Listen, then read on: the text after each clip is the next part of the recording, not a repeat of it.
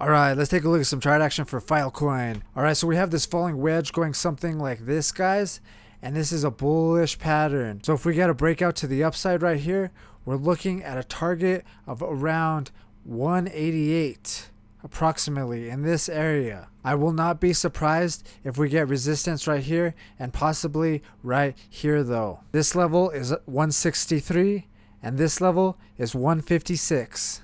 We also have this 180 moving average coming in like this. So this whole area is probably going to give us some resistance. The other thing I wanted to show you is we also have support right here.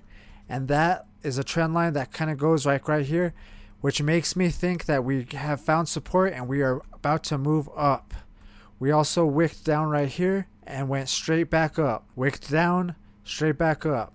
Alright, so let's do a Fibonacci retracement. I'm going to drag from right here to right here.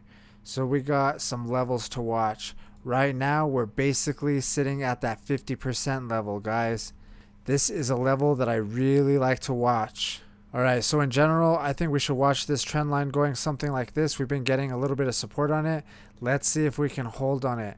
What I really like though is if we go into that 4-hour time frame or the hourly time frame. What I do like though is this falling wedge on the 4-hour time frame like I talked about at the beginning, guys. Keep your eye out on that. So maybe this will be the beginning of the reversal. I'm not 100% sure, but I did put it in order right here just to hedge my bets and to dollar cost average in general.